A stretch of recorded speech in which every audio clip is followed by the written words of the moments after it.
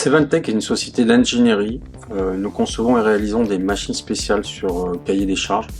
En fait, des machines à façon pour nos clients industriels.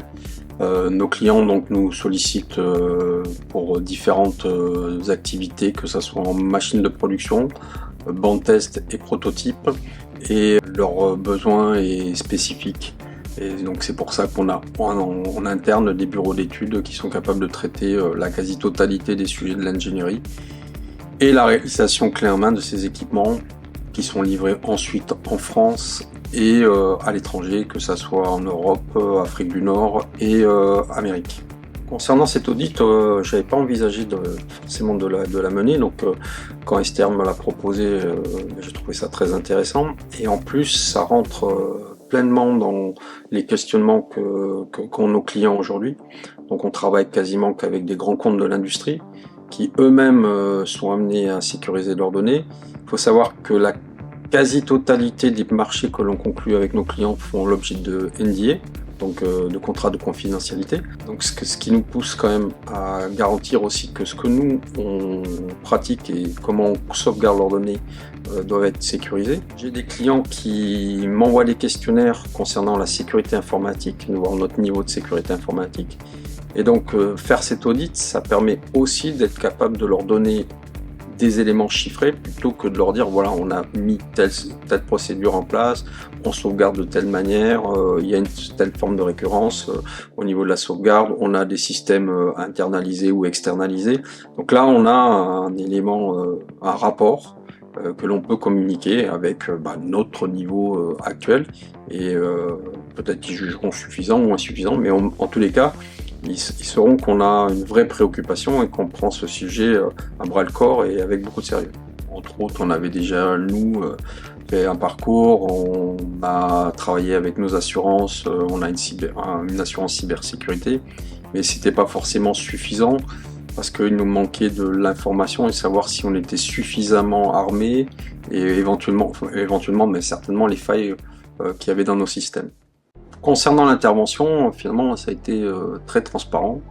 Esther nous avait dit qu'on aurait une petite coupure. Moi, je ne l'ai même pas ressenti sur mon poste. Je crois que ça a dû durer 2 minutes à l'installation et 2 minutes à la désinstallation où il a fallu couper le réseau. Donc ça nous a quasiment pas perturbé. On n'a rien vu de ce qui se passait. À la limite, on nous aurait pas dit qu'il s'était installé, on le savait pas. Donc il n'y a eu aucune perturbation pour nous, aucune conséquence sur le fonctionnement au quotidien de notre entreprise. Donc, grâce à l'audit, j'ai découvert peut-être pas, mais il y avait un certain nombre de choses que l'on savait, c'est-à-dire sur la qualité de nos sauvegardes, comment on sauvegardait nos datas, si elles étaient suffisamment sécurisées. Et puis après on a découvert qu'il y avait des failles, donc notamment un poste qui semblait être infecté, donc c'était difficilement pour nous détectable. Et la deuxième chose aussi, on a vu aussi les utilisations de nos collaborateurs qui utilisaient des réseaux comme TikTok alors qu'on n'utilise pas du tout nous, au niveau de l'entreprise. Concernant la restitution, ça revient un petit peu à ce que je disais tout à l'heure concernant les failles. Elle a été très très claire, très factuelle, basée sur des chiffres. On était capable de remonter sur les PC qui offraient des failles pour nous. Et elle nous a donné aussi sur une base chiffrée le niveau de sécurité en fonction d'un certain nombre d'items qui ont été déterminés par STR. Surtout aussi ce que j'ai appris, c'est qu'ils travaillaient sur des bases normatives a priori sur la partie sécurité.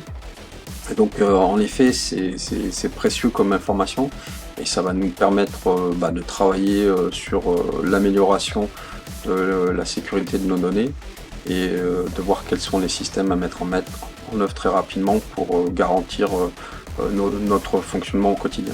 Au niveau recommandations, j'encouragerais forcément tous les chefs d'entreprise à pouvoir faire ce type d'audit parce que je pense que même si on imagine qu'on est bien armé, qu'on a fait le nécessaire, ça permet de se donner des éléments, comme je disais, factuels, chiffrés, structurés, et aussi d'avoir un rapport de référence pour voir comment on va faire évoluer nos systèmes. Donc quelque part, moi j'encourage tout le monde à le faire, parce qu'on imagine qu'on est parfois suffisamment sécurisé. ou pas assez, donc l'inverse. Et finalement, ça permet de dédramatiser le sujet et finalement de le traiter de façon très, très factuelle.